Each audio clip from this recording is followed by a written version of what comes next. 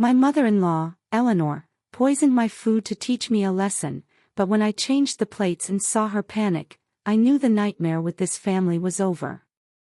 My name is Emily, and I thought that marriage to Daniel would be my happiness. His soft smile, his warm hands promised me a home I never had. But then I met her Eleanor, his mother, with cold eyes and a voice that hissed like a snake. She hated me from the first day, and I naively tried to become part of their family, not knowing that I was caught in a web of manipulation and poison. It all started when I met Daniel. We met in a coffee shop in Boston. I spilled coffee on his shirt, he laughed, and I felt my heart melt. He was kind, simple, with dimples in his cheeks and dreams of a quiet life. We walked in parks, drank wine in his small apartment, and a year later he got down on one knee, holding a ring. I said yes without hesitation, because I saw safety, love, and a future in him. I did not know that his mother would become a wall between us, that her hatred would poison everything I touched. The first meeting with Eleanor was like a cold shower. We arrived at her house, a large, old house that smelled of lavender and dust. She stood in the doorway, her gray hair pulled back in a tight bun, her eyes sparkling like glass. She hugged Daniel, her arms clutching him as if I were a threat to take her son away. She looked me up and down my jeans, my shirt, my smile, and her lips curled. I held out my hand, but she turned away, muttering something about tea. I felt a prickle in my chest, but I chalked it up to nerves. I wanted her to like me. I tried to do my best. We got married 3 months later. A small ceremony, flowers, laughter, his hand in mine. I moved into their house because Daniel said it was temporary, that we would save up for our own. I cooked dinner, cleaned, sat at the table with Eleanor, listening to her stories about the good old days. But every time I opened my mouth, she interrupted, her voice became sharper, her eyes narrowed. She called my food bland, my ideas stupid, my presence unnecessary. I bit my lips and smiled, because Daniel asked me to be patient. She was his mother, she would get used to it. She didn't. Her coldness grew like mold in the corners of that house. She would hide my things, keys, phone, even my letters, and tell me I was a snoop. She'd whisper things to Daniel when she thought I couldn't hear, and I'd see him nod, his smile fade. I would find my dresses cut, my coffee spilled, and she would stand beside me, her hands trembling with feigned innocence. I could feel the air thickening, her hatred suffocating me, but I held on to Daniel, to our love, thinking I could convince her. One night I realized that it wasn't just anger. We were sitting at the table, me, Daniel, Eleanor. She served soup, thick, with the smell of herbs wafting through the air. I picked up a spoon, but her eyes, those sharp, sparkling eyes, stopped me. She looked at me, her lips trembling, as if she was waiting for something. I felt a chill go down my spine, but I forced myself to swallow for peace, for Daniel. It tasted strange, bitter, metallic, but I swallowed again, seeing her watching. Then I felt nauseous, and she smiled, thinly, quietly, like a cat over a mouse. I lay there that night, holding my stomach, and thought, this is not a coincidence. Her words, "You don't belong here," echoed in my head like a bell. I didn't tell Daniel. He was sleeping next to me, his breathing was calm, and I didn't know if he would believe me.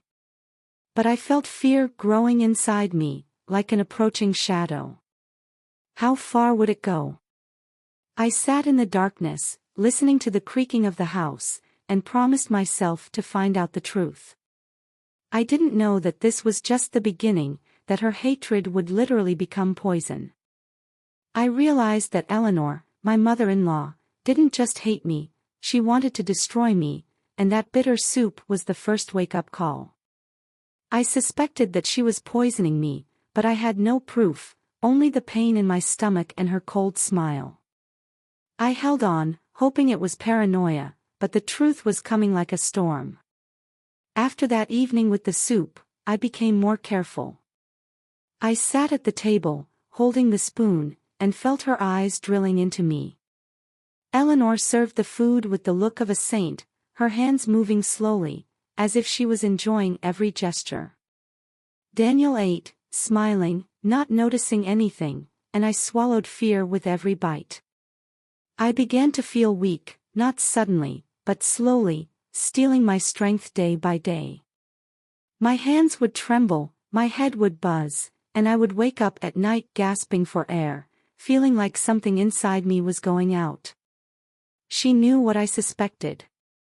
I could see it in her movements, the way she lingered at the stove, the way she hid small jars in her apron pocket, the way her lips tightened when I refused her food.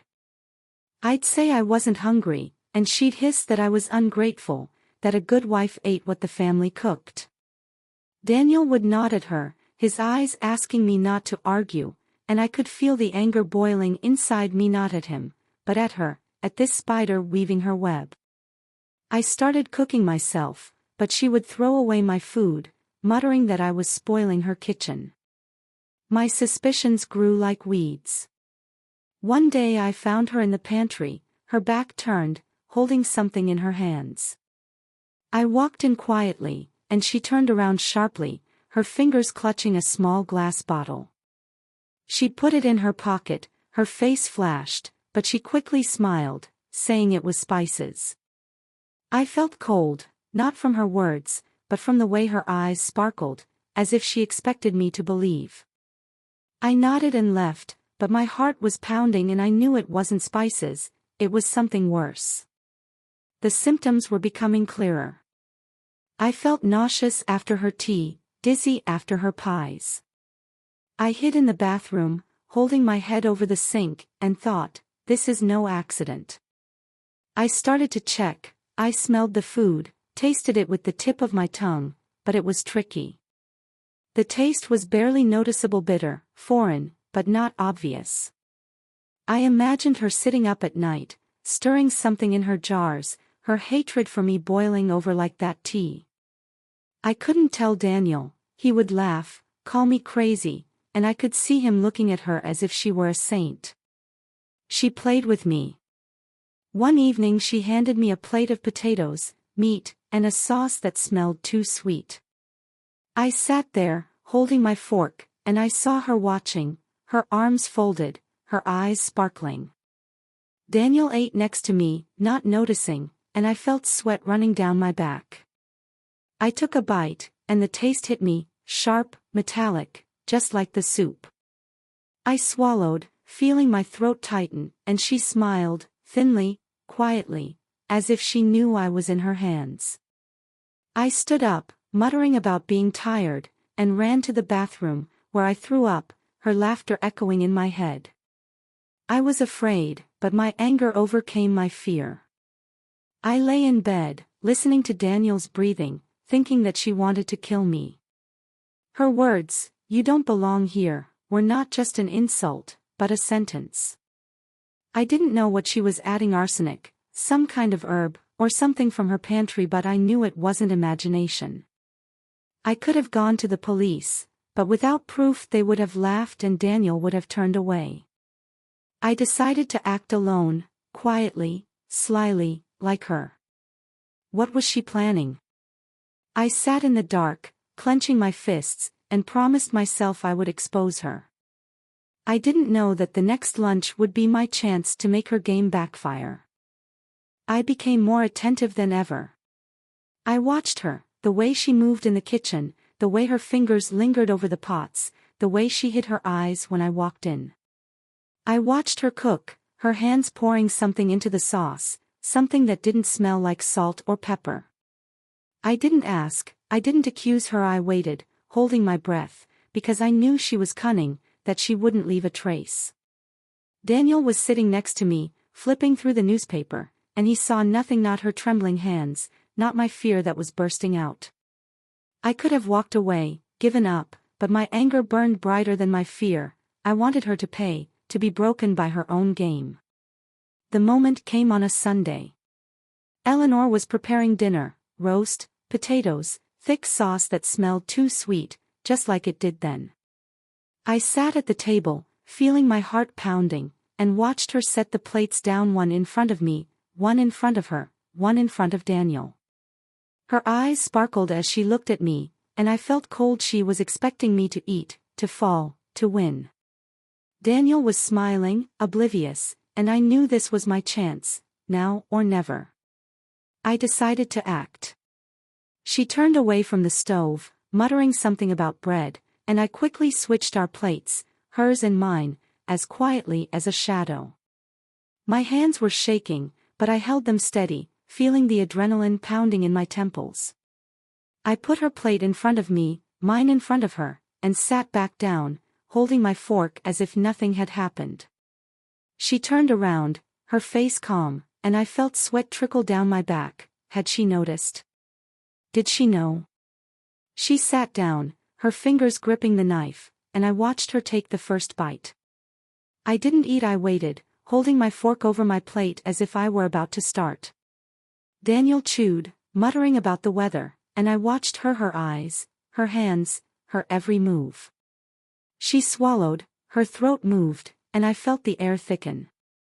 I knew something was there in that sauce, in that roast, and now it was in her, not me. I waited, feeling time stretching like a thread about to break. She took another bite, and I saw her face change slowly, quietly, but inexorably. Her lips tightened, her eyes narrowed, and I felt my heart clench with tension. She didn't know it yet, but I could see that something was starting, something she couldn't stop. I sat there holding the fork and thought, it's working, it's her own poison. I didn't feel joy, I felt a force, cold and sharp as a blade, that I held against her. Would I have time to act? I looked at her, feeling the seconds tick by, and knew that this was only the beginning. She hadn't realized it yet, but she would soon, and I was waiting for that moment, that look, when her game would turn against her. Daniel ate next to me, not seeing anything, and I sat there holding my breath and preparing for the storm that was about to erupt.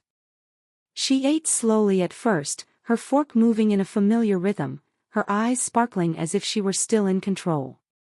I sat across from her, keeping my plate untouched, and watched her every move. Daniel mumbled something about his work, his voice echoing in the background, but all I could hear was her breathing, her quiet swallowing, her fingers gripping the knife. The first sign came quickly. Her hand trembled, barely noticeable, but I saw the fork sway in her fingers. She coughed, her throat moved, and I felt the air compress. She looked at me, briefly, sharply, and I saw a shadow in her eyes, something that hadn't been there before. I didn't move, I didn't smile. I sat there, holding my fork over my plate, waiting. She took another bite, and I could see her face turning pale, sweat beading on her forehead, her lips trembling. She understood. I could feel it in the moment when her eyes widened, not from pain yet, but from shock, from the realization that something was wrong. She looked at her plate, then at mine, and I saw her mind frantically searching for an answer. She coughed again, harder, her hand gripping the table, and Daniel finally looked up. I sat quietly, my hands were calm, but inside I was burning, not with joy, but with a power that was growing inside me, like a storm that had finally broken loose. She stood up abruptly, her chair creaking on the floor. Daniel frowned, his fork frozen in midair, and I saw him turn to her. She gasped for air, her chest heaving, and I knew it wasn't just a cough, it was something deeper, something she had put in that oven herself. She looked at me, and I saw panic, pure, wild panic, like a trapped animal. Her lips moved, but no sound came out. She held her throat, her eyes darting between me and the plate. I didn't flinch. I sat there, head held high, and looked at her, not with hatred, but with cold clarity. Daniel jumped up, his voice trembling as he asked what was wrong, but I didn't move. She swayed, her hand grabbing a glass of water, and I saw her drink as if it would save her. But the water didn't help. Her face was turning gray, her breathing was ragged, and I knew it was her own poison, her own plan, that had backfired on her. Daniel turned to me, his eyes wide with shock, and I could feel him struggling with panic, with incomprehension. He didn't know it yet, but I could see his eyes darting from her to me, from the plate to her trembling hands. Eleanor fell back into her chair, her chest heaving, and I could hear her wheezing not loudly, but enough to fill the silence. I could have screamed, accused her, but I didn't. I sat there, holding my fork, waiting for the truth to come out. She looked at me one last time. Her eyes were full of fear, anger, and something I couldn't name. She knew what I had done, she knew I had won, but she couldn't say anything. Daniel stood over her, his hands frantically searching for the phone, and I felt time stop. I didn't know if she would survive or if she would fall right there, but I knew one thing: she no longer controlled me. What would she do? I sat there, holding my breath, waiting for her panic to tear this family in half, for Daniel to see what I had seen all along. Eleanor was choking on her own poison, and I sat there watching her panic break the silence of the dinner she was preparing for me. My name is Emily, and in the house in Boston where I fought for my place, I turned her game around. Daniel, my husband, stood over her, his hands shaking as he tried to figure out what was going on, and I could feel the truth slipping to the surface like water through cracks. I told him everything, but he chose her, and I left, leaving behind the toxic swamp that was their family, even as she survived. She was wheezing, her hands clutching at her throat, and I could see her eyes darting from me to Daniel, from her plate to her empty glass. Daniel rushed to her side, his voice cracking with fear as he yelled for her to hold on. I stood up, slowly, keeping my back straight, and felt the air in the room thicken. He looked at me, his eyes were full of shock, incomprehension, and I knew it was time. I couldn't hold it in any longer, not for revenge, but for myself. My voice was quiet but hard as a rock as I told him what she had been doing, how she had been poisoning my food, how her hatred festered in every dish, how I had changed the plates to prove it. I didn't scream, I didn't cry. I stood there looking at him and saw his face change. At first he blinked, as if he hadn't heard, then his eyes narrowed, and I felt him struggling with the truth, with his love for it, with who I had become in his eyes. Eleanor was gasping for air, her hand was reaching out to him, and I knew she was hearing every word I was saying. He didn't believe me right away. He turned to her, his arms wrapped around her shoulders, and I could see him whispering something as if she could explain. She was wheezing, her lips were moving, but there were no words, just a sound tearing from her throat. I stood there, feeling anger and pain mixing inside me, waiting for him to choose, me or her, the truth or the lie she had been weaving for years. He looked at me again, his eyes moist, and I saw him shake his head not in denial, but in despair. He had chosen her. I felt it when he turned away from me, when his arms tightened around her, when he rushed to the phone, dialing an ambulance. He didn't ask why I did it, didn't look at my plate, didn't try to understand, he only saw her, his mother, struggling in front of him.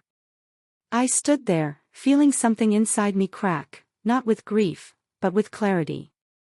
I loved him, but he was blind to her poison, to me, who held us both together. And I knew it was over. The ambulance came quickly, I could hear the sirens as I stood in the bedroom, packing my bag. I threw my dresses, documents, car keys into it, and my hands didn't tremble, they were calmer than ever. I went downstairs when the medics were already in the kitchen. They were buzzing around Eleanor, their voices mingling with her wheezing. Daniel stood aside, his face gray, and I could see him holding her hand. She had survived, I knew it by the way her chest heaved, the way her eyes, full of anger, found me in the doorway. She was gasping for air, but she was alive, and I felt the weight fall from my shoulders, not of her life, but of my release. I didn't say anything. I looked at Daniel, he didn't look up, his shoulders slumped, and I knew he would stay with her, that he would never see me the way I saw him. I turned and walked out into the cold evening, got into my car, started the engine, and felt the air clearing. I didn't know if he would look for me, if he would ever realize what she had done, but I knew one thing: I was free. Her venom did not get me, her hatred did not break me, and I was driving away, holding not victory, but myself. Would he ever understand? I held the steering wheel, listening to the engine hum, and I didn't know the answer. I didn't know if her survival would change him, or if her anger would turn on me, but I knew this was no longer my war. I was going forward, leaving them with their truth, and I felt a lightness touch my shoulders. I let Eleanor live, but I broke her game, and as I drove away from that house in Boston, I felt the toxic shackles of Daniel and his mother falling away from me like an old chain. I drove all night, not stopping as my headlights cut through the darkness. I didn't know where I was going, maybe to a friend in New York, maybe to a small town where no one knew my name. But I could feel the air getting lighter, the smell of lavender and the dust of that house receding, and I was breathing freely for the first time in years. I imagined Eleanor in that kitchen, her hoarse breathing, her eyes burning with anger as the medics held her hands. She had survived, but I knew her strength had been broken not by the poison, but by me standing strong.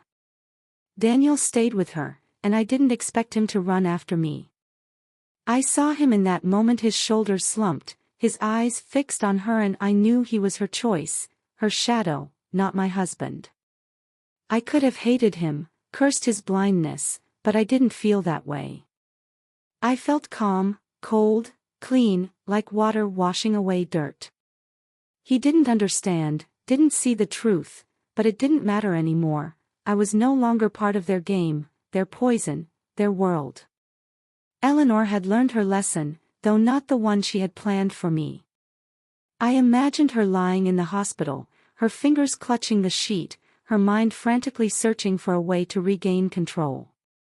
She knew what I had done, that I had changed the plates, that I had made her swallow her own hate. She couldn't prove it, couldn't accuse me without revealing herself, and I could feel it gnawing at her harder than any poison.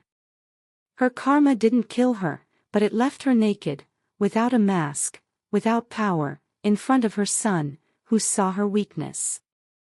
I stopped at dawn, a small gas station, the smell of gasoline and coffee. I stood by the car, holding a cup, and watched the sun rise above the horizon. I didn't feel joy, I felt strength growing inside me, like a tree breaking through stone. I didn't know if Daniel would ever understand, if her survival would change him, or if he would remain in her grip forever. But I knew that this was not my fight. I had won not for them, but for myself, and that was enough. I imagined them moving on with their lives, Eleanor hissing her accusations, Daniel nodding without looking into her eyes. Maybe she'd try again, maybe she'd find a new victim, but I knew one thing: I wouldn't be there anymore. I was walking away, and her poison stayed with her, like a shadow she had brought upon herself. I wasn't looking for revenge, I was looking for freedom, and I found it the moment I started the car and drove away from their house. I was walking down the dark street when I stopped for the last time, my bag hanging on my shoulder, the air biting my skin, and I felt a smile touch my lips. It was not joy, not triumph, but something quieter, a hope that I could be myself, without their hatred, without their weight. I didn't know if they would come looking for me, if her anger would fade, if Daniel would ever see the truth. But I knew I was moving forward, and when I turned the corner, I felt the world open up, not with answers, but with possibilities.